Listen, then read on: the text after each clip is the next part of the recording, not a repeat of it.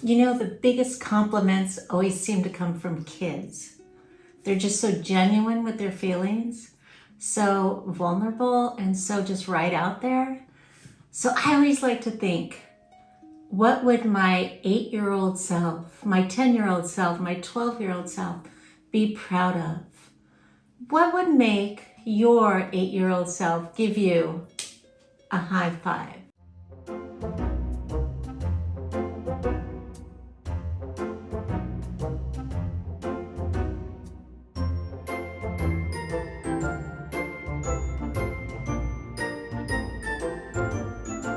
Stay to the end because I'm going to read chapter 1 of one of my favorite books called A Walk in the Wood.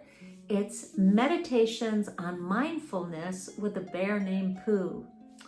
Can you get any better combo? This is by Dr. Joseph Parent and Nancy Parent.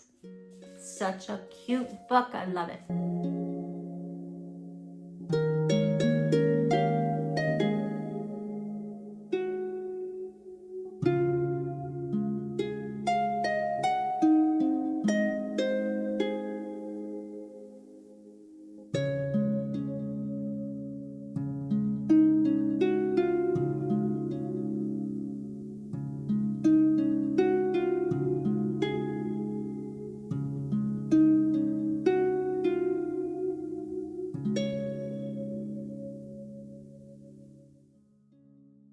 So this all came up today because I signed up for a new portion of a different kind of training for a somatic experiencing that I know I can use with all of the people that I work with that are doing inner child work.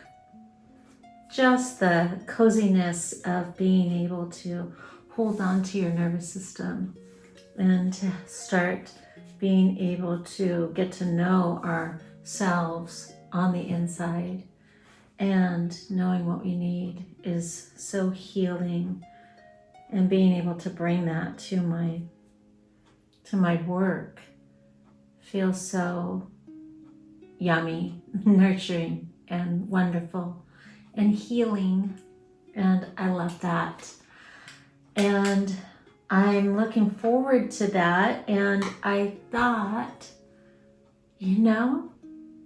little me would love this. And so I thought, I think little me is proud of me for being able to bring this to other people and help other people to heal their whole self. So I signed up and I'm going to try something new, even though I still get shaky inside about trying new things. So, high five, self. What would make your 8-year-old self give you a high five today? Write that down in your journal. Maybe do more of that. See if we can incorporate that.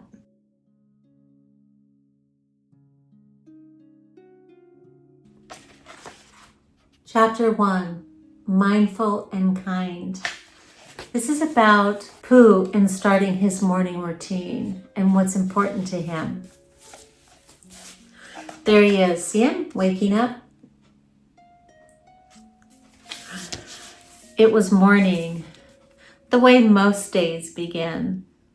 Winnie the Pooh woke up, which was how he liked to start each morning. He stretched out his arms and his legs. A sigh that was mostly a yawn, or was it a yawn that was more of a sigh?